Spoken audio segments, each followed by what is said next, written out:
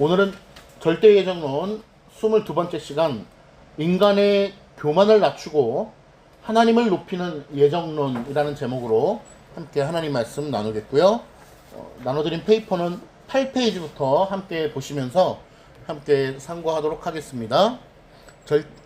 제롬 장히우스의 절대예정론 22번째 시간, 큰 대제목은 성경의 예정론을 공개적으로 전파하고 주장해야 함에 대한, 또한 그 이유들에 대해서 제시하는 장히우스의 글을 함께 읽어보고 있습니다.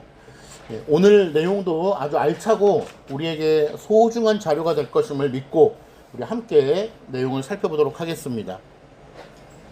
예정론, 하나님께서 선택한 자를, 구원하실 자들을 선택하시고 또 구원하지 아니할 자들을 유기하심으로 정하셨다라고 하는 이 내용은 참으로 우리에게 은혜롭게 다가올 뿐만 아니라 하나님의 말씀에 복종할 수밖에 없는 내용입니다. 특별히 예정론을 우리가 전파함으로써 인간은 마땅히 겸손해지고 하나님 한 분만 높임을 받으시게 된다는 것입니다. 반복적으로 말씀드리고 있지만 많은 사람들이 전도를 열심히 하되 예정론에 대해서는 이야기할 필요가 없다. 왜냐하면 초신자들은 그것을 이해할 수 없고 그것을 듣는다고 할지라도 시험에 둘 수 있기 때문에 하나님의 예정에 대해서는 복음을 전파하는 과정 속에서는 말을 하지 않는 것이 유익하다라고 이야기하는 경우가 많이 있습니다. 실제적으로 한국교회의 많은 교회들이 전도를 위해서 애쓰고 있지만 전도를 하는 과정에 있어서 하나님의 예정에 대해서 말하는 경우는 극히 드물다 말할 수 있을 것입니다. 그러나 우리 장로교는 하나님의 예정론을 말하지 않고서는 하나님의 하나님 되심에 대해서 이야기할 수가 없을 뿐만 아니라 예정론을 이야기하지 않고서는 전도를 할 수 없음을 자각을 해야 됩니다. 그래서 전도를 할 때 하나님의 예정에 대해서 이야기하는 것은 매우 마땅한 것이다. 그렇다고 사람을 붙들고서 갑자기 하나님의 예정부터 얘기하라 라고 하는 뜻은 아닙니다. 하나님의 구원의 작정과 구원의 섭리하심을 이야기할 때 하나님의 태초의 작정하심을 자연스럽게 그 안에서 이야기하자는 것이지, 사람을 붙들자마자 하나님의 예정을 아십니까? 라고 말하자고 하는 것이 아니죠. 그래서 복음의 총체적인 내용 가운데 하나님의 예정이 그 안에 당연히 자연스럽게 진하게 스며들어 있다라고 하는 것을 말하고자 하는 것입니다. 왜냐하면 성경 전체에 그것은 꿰뚫고 있는 황금 사슬이기 때문에 그런 것입니다. 그러므로 예정론을 말함에 있어서 인간의 교만은 낮아져 평지가 되고 하나님의 영광은 그 어떤 것과도 비교할 수 없는 찬란한 빛으로 드러난다라는 것입니다. 성경 기자들은 이러한 진리를 적극적으로 선포하였다. 사도 바울을 비롯한 성경의 저자들은 다음과 같이 증언하고 있습니다. 두 번째 문단, 에베소서 1장 5절에서 6절인데요. 한 목소리로 읽어보겠습니다. 시작. 그 기쁘신 뜻대로 우리를 예정하사 말미암아 자기의 아들들이 되게 하셨으니 이는 그가 사랑하시는 자 안에서 우리에게 거저 주시는 바 그의 은혜의 영광을 찬송하게 하려는 것이라. 성경은 에베소서 말씀뿐만 아니라 전체 성경을 통하여 우리에게 하나님께서 예정을 통하여 그 모든 것이 이루어진다는 것을 말씀하고 있습니다. 그럼에도 불구하고 성경을 여러 번 통독하는 어떤 사람들이 이러한 것들을 이해하지 못하고 성경을 읽는 경우가 많이 있다는 것입니다.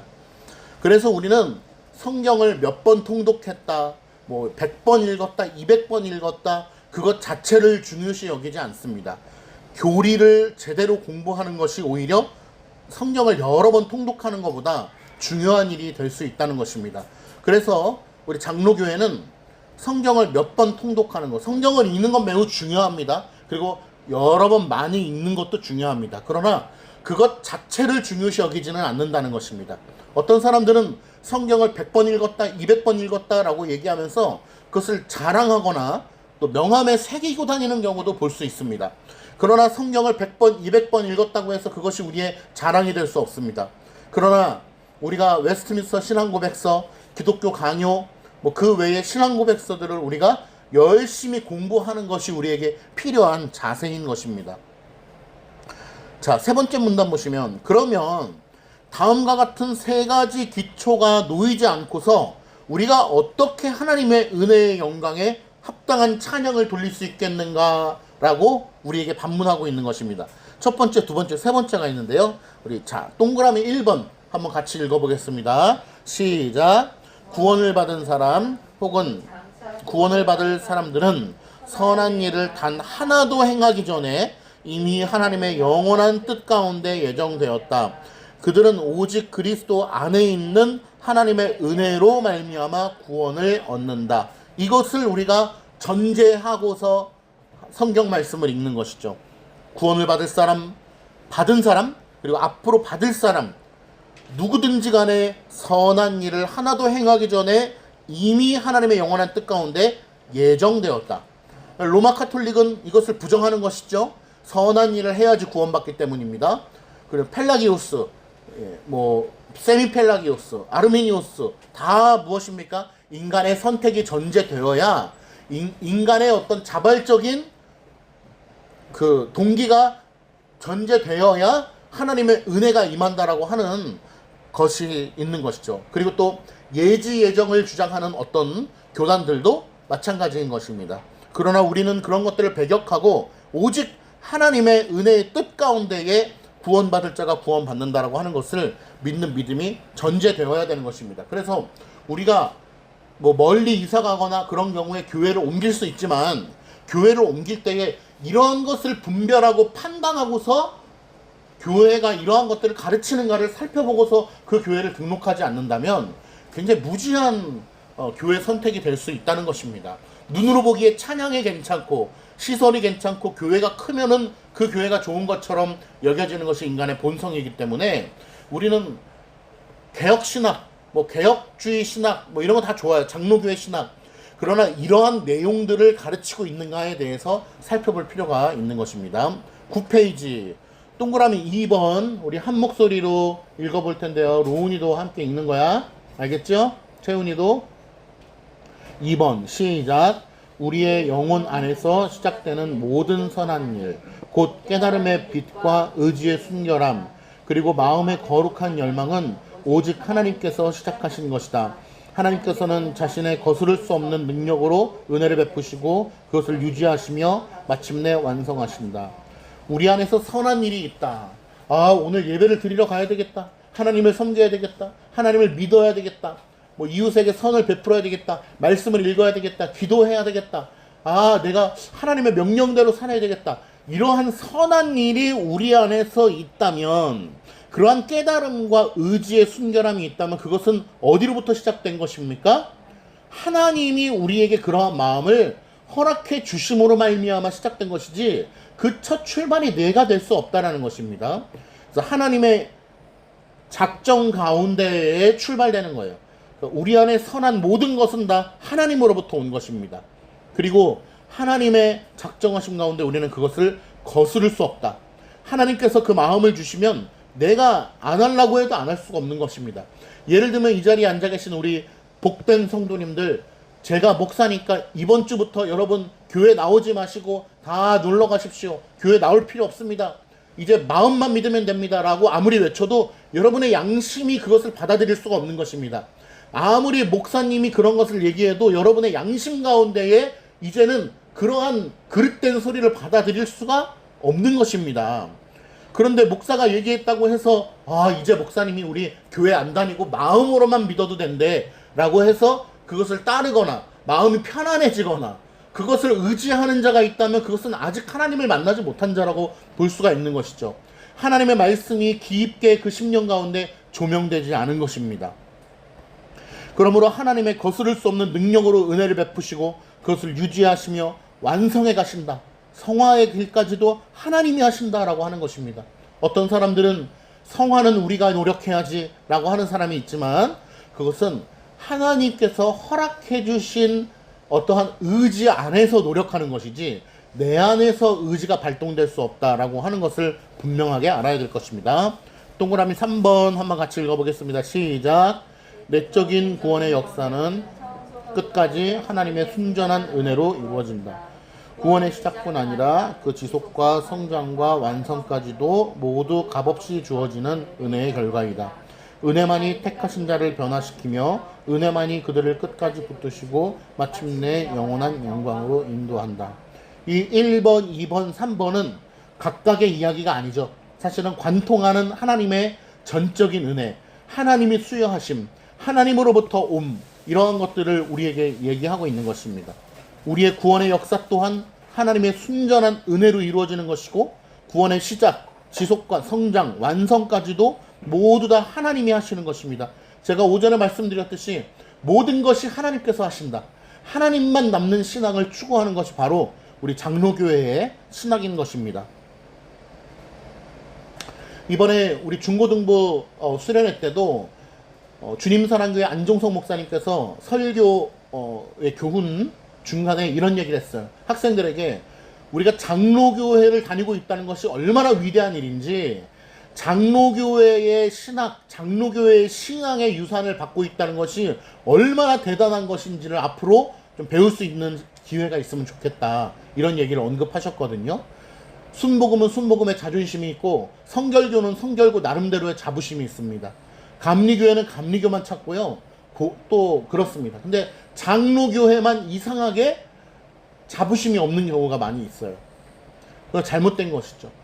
장로교는 사실은 누구보다도 자부심이 있어야 되고, 누구보다도 이 장로교의 신학을 지키는 데 있어서 가장 열심히 있어야 되는데, 우리는 장로교의 신학을 지키기 위하여 목숨을 버리며 순교했던 선조들의 그러한 신앙의 모습들은 잊은 채 부흥주의만 쫓고 있는 경우가 있는데, 그것들을 우리가 회개해야 될 것입니다. 그 다음 문단 보시면, 회심과 구원은 본질적으로 세 가지 중에 하나이다. 첫째는 인간 자신에 의해 이루어지거나, 둘째는 하나님과 인간이 함께 이루거나, 신인협력설이죠. 셋째는 오직 하나님에 의해서만 이루어지는 것이다. 우리는 몇 번째를 성경적이라고 보죠? 세 번째입니다. 첫 번째는 누가 주장했습니까? 펠라기우스주의입니다. 펠라기우스라는 사람이 인간 안에서 선이 생성된다라고 얘기를 했습니다. 두 번째는 누굽니까? 인간과 하나님이 함께 협력해야 된다. 인간이 그래도 반응을 해야 된다라고 하는 것이 바로 아르미니우스주의, 알미니안주의입니다. 그러나 세 번째는 무엇입니까? 오직 하나님만이 구원의 주체이심을 고백하는 것입니다. 왜냐하면 이 세 번째 견해만이 성경과 이성 그리고 경험에 가장 충실하기 때문입니다. 이 교리는 인간의 교만을 꺾고 만물을 주관하시는 삼위일체 하나님께 모든 영광을 돌리게 하는 것입니다. 하나님께서 영원한 사랑 가운데 택하신 백성을 값없이 구원하시기 전까지는 어떤 죄인도 자신의 공로나 자격을 내세울 수가 없는 것입니다. 오늘 성경 고린도전서 1장의 본문 말씀에 어떤 육체도 자랑하지 못하게 하려 함이라. 하나님의 은혜에 의해서만 우리가 구원을 받은 게 아니라면 정말 교회가 난잡해질 것입니다. 내가 잘했다. 내가 자랑한다. 나의 이러한 것들을 본받아라. 그리스도가 머리가 될 수 없는 것이죠. 기본적으로 서로가 다 머리가 되는 것입니다. 그렇기 때문에 하나님의 은혜에 의해서만 우리가 구원을 받는다라고 하는 것은 필연적인 거예요. 어떻게 보면 하나님의 말씀에 근거할 수밖에 없는 것입니다. 마지막 문단, 그러므로 그리스도인들이여, 만일 예정론을 제거한 채 신앙과 구원을 설명하려고 한다면 어떻게 하나님의 영광을 훼손했다는 비난에서 벗어날 수 있겠는가? 그러니까 여러분 보세요. 아르미니우스, 펠라기우스는 뭐 말할 것도 없고, 아르미니우스주의가 지금 판을 치고 있는 이 현대 교회 사회에서 그러한 신학과 신앙을 가지고 있는 사람들은 하나님의 영광을 훼손했다고 볼 수 있는 것입니다. 나도 반응을 해야 하나님이 구원해 주신다라고 하는 이 아르미니우스주의의 이 어떤 폐역함은 이스라엘 백성들의 그 모습과 동일한 거예요. 그러니까 하나님께서 이스라엘 백성들을 향해서 뭐라고 하십니까? 너희는 하나님을 배신했다고 얘기하잖아요. 우상숭배와, 그러니까 아르미니우스주의가 우상숭배와 동일한 것입니다. 어떻게 보면 이스라엘 백성들의 그러한 배반이 하나님의 이름을 망령되이 일컫는 그 우상숭배가 고스란히 종교개혁 역사 속에서 뭐 펠라기우스는 뭐 한참 전이지만 펠라기우스 아르미니우스주의, 그죠? 이러한 현대 신학의 물줄기를 통해서 우상숭배, 그러니까 전혀 하나님을 아예 믿지 않는 사람들의 문제가 아닌 것이 한국 교회, 하나님을 믿는다라고 얘기하는 사람들의 우상숭배 속에서 나타나고 있는 결과인 것입니다. 그러니까 제3계명, 하나님의 이름을 망령되게 일컫지 말라라고 하는 그 하나님의 중대한 계명을 정면으로 반박하고 있는 것이죠. 하나님의 이름을 망령되게 일컫고 있는 것입니다. 그러니까 우리가 한국교회를 돌아오게 하기 위해서는 제가 늘 장로교회가 돌이켜야 된다라고 얘기하는 것이, 장로교회의 신학을 우리가 다시 되찾아야 된다라고 얘기하는 것인데, 그러기 위해서는 하나님의 절대 주권과 예정에 대해서 이야기하지 않고서는 우리가 장로교회의 신학, 장로교회의 정치를 되찾을 수가 없는 것이죠. 마지막 페이지 10페이지 보겠습니다. 하나님께서는 자신의 영에 전능하심으로 때가 되면 택하신 자를 효과적으로 부르시고, 그렇죠? 구원의 서정이죠. 효과적으로 부르시고 거룩하게 하시며 마침내 끝까지 견인하신다. 그러나 세상은 이를 이해하지 못하고 구원받은 사람이 자신의 선한 의지나 경건한 열망 때문에 은혜를 받았다고 생각한다.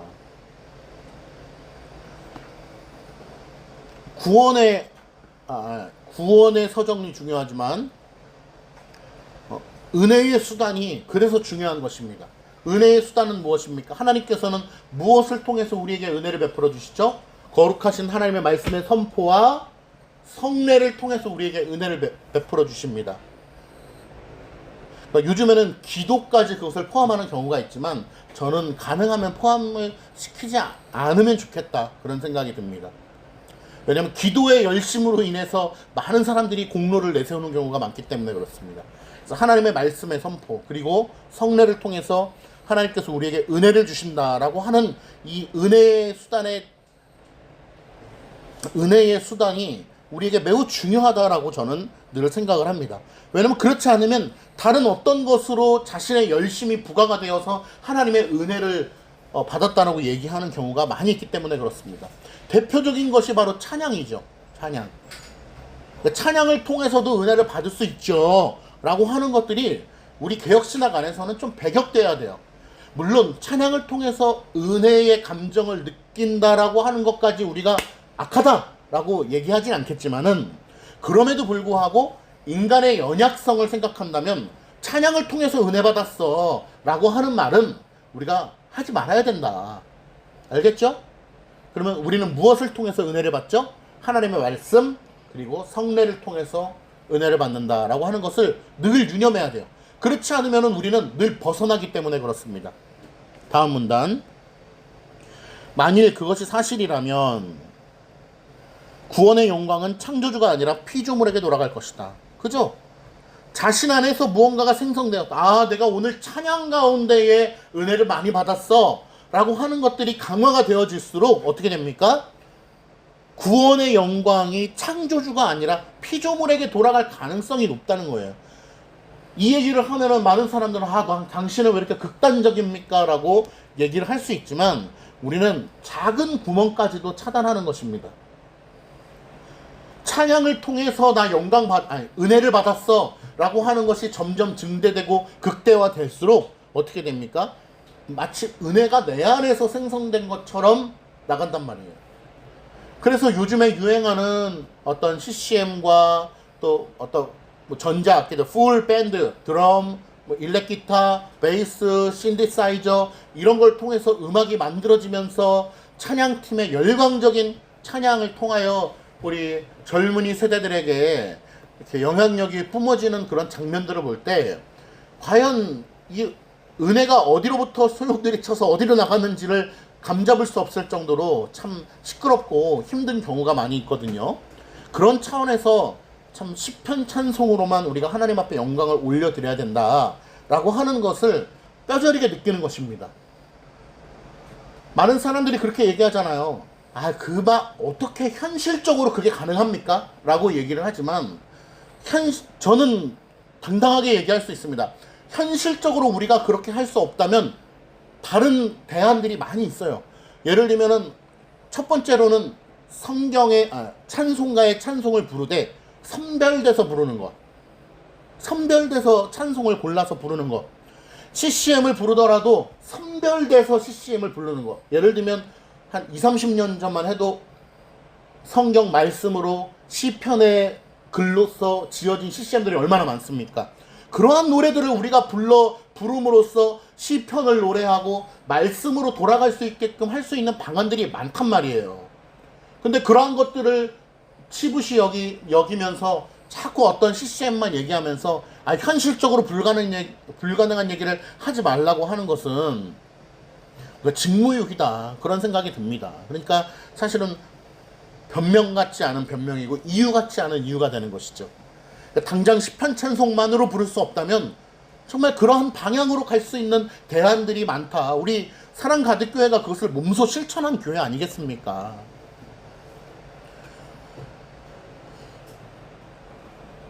자, 그러나부터 읽어볼게요. 그러나부터 함께 읽어보겠습니다. 그 문단 시작. 그러나 무조건적인 예정교리는 모든 영광을 하나님께 돌린다. 예정교리는 인간의 자랑을 뿌리채 뽑아버리고 하나님의 은혜와 그리스도의 영광을 가로막는 모든 율법주의와 자기 의를 무너뜨린다. 그러니까 예정교리가 얼마나 좋은 거예요. 예정교리가 하나님만 남는 신앙을 우리에게 추구하는 데 있어서 얼마나 도움이 되는 하나님의 교리인 것입니까? 그러나 예정교리를 벗어나면 벗어날수록 사람의 의가 드러나고 사람의 자랑거리가 교회를 가득 채우게 되는 것입니다. 성경은 하나님께서 창세전에 그리스도 안에서 우리를 택하셨으며 우리를 사랑 안에서 거룩하고 흠이 없게 하시려고 예정하셨다라고 에베소서 1장에 분명하게 말씀하고 있습니다. 이것이 분명한 무오한 하나님의 말씀인 것입니다. 진실하고 영적인 모든 선은 하나님의 특별한 선물이자 역사입니다. 가장 위대한 성인이라 할지라도 자기 안에 남아있는 죄성을 스스로 이길 수 없으며 오직 하나님의 순전한 은혜와 절대적인 주권에 의해 죄와 심판에서 구원받았음을 고백할 수밖에 없는 것입니다. 제가 신학대학원 시절 구약 개론부터 해서 3학년이 될 때까지 신학대학원 3년 동안 구약에 대한 수업을 계속해서 들었습니다. K모 교수님께서 구약에 대한 귀한 가르침을 주셨는데 구약에 대해서 이제 뭐 하나의 성경을 살펴보는 때도 있고 전체를 살펴보는 때도 있고 그런데 예를 들어서 우리가 잘 아는 다윗의 스토리를 구약을 쭉 본다고 해봤을 때 다윗이 마치 주인공처럼 우리가 성경을 읽어 내려가는 때가 있지만 성경을 읽으면 읽을수록 다윗이 눈에 보인다면 그건 인본주의적인 해석이 될 것이고 성경을 읽으면 읽을수록 다윗이 감춰지고 그를 사용하신 하나님이 드러나야지 마땅한 것이다 라고 하는 가르침을 3년 내내 주셨습니다. 그래서 우리가 다윗의 스토리, 너무나 방대하고 또 너무나 은혜롭고 그런 스토리를 읽게 되는데 다윗의 스토리를 읽으면 읽을수록 우리는 뭘 느껴야 되냐? 하나님의 헤세드, 하나님의 무한하신 자비를 봐야 되는 것이죠. 다윗은 아무것도 아니구나. 다윗은 우리와 똑같은 죄된 인간일 뿐이로구나. 그런데 하나님께서 그를 연필로 도구로 삼으셔서 그 모든 일을 행하셨구나 라고 하는 것을 우리가 교훈으로 받아야 된다는 것을 늘 얘기해 주셨던 기억이 납니다. 마찬가지로 우리 모두는 연필입니다. 아무리 위대한 사도라 할지라도 그는 하나님의 연필에 불과하다는 사실을 기억해야 될 것입니다. 그러므로 오전부터 계속해서 이어지는 하나님만 남는 신앙을 추구하는 것이 우리의 마땅한 본분이요. 또 그러기 위해서는 예정론을 우리가 바르게 이해하고 설파해야 될 필요가 있다는 것을 얘기합니다. 하나님께서는 자신의 긍휼로 그를 세상과 구별하고 이 사실을 깨달은 사람은 모든 찬양을 하나님께 돌리게 되는 것입니다. 만일 예정교리가 이러한 열매를 맺는 교리라면 그것은 침묵하게 하는 것이야말로 하나님과 인간 모두에게 큰 손해가 될 것이다. 이렇게 유익한 예정론을 우리가 일부러 감춘다면 사람들이 시험 들 것 같아 그러니까 말하지 말아야 돼 라고 얘기한다면 이것은 너무나 큰 손해가 될 것임이 분명합니다. 어거스틴은 다음과 같이 말했습니다. 사람들이 하나님을 올바로 예배하는 법을 배우도록 경건을 가르쳐야 하며 거룩한 삶을 살도록 순결을 권면해야 한다. 또한 하나님과 이웃을 사랑하도록 박애를 선포해야 된다. 이와 마찬가지로 모든 영광이 자기 자신에게 있는 것이 아니라 오직 하나님께 있음을 깨닫게 하기 위해 하나님의 예정 또한 공적으로 선포되어야 된다라고 어거스틴이 얘기했습니다. 공적으로 선포되어야 된다. 예정교리는 인간을 낮추고 하나님만을 높인다. 인간의 자랑을 무너뜨리고 오직 하나님의 은혜만을 찬양하도록 만드는 것입니다. 이것이 바로 성경의 예정교리를 가르치는 이유입니다. 저는 오늘 제롬 장키우스가 우리에게 예정교리를 공적으로 가르칠 뿐만 아니라 전도에서 세상을 향하여 선포되어야 된다라고 하는 여러 가지 이유를 통해서 우리가 참된 위로를 얻고 믿음의 굳건함을 얻고 우리의 믿음이 더욱 강화되는 귀한 은혜를 누리기를 간절히 축원합니다. 기도하겠습니다. 하나님 아버지 감사드립니다. 예정교리를 통하여 우리가 더욱더 풍성한 하나님은 누구신가에 대해서 알아갈 수 있도록 인도해 주시니 감사를 드립니다. 제롬 장키우스는 오래전의 인물임에도 불구하고 하나님께서 은혜를 주셔서 이 귀한 진리의 내용을 깨닫게 해주시고 그 내용을 지금 많은 시간이 흐른 이후에도 우리가 맛볼 수 있게 하심을 감사드립니다. 이런 내용들을 통하여 성경으로 돌아가 하나님의 말씀을 더욱 깊이 깨닫고 누리는 저희들 모두가 되게 하여 주시옵소서. 예수님의 이름으로 기도드립니다.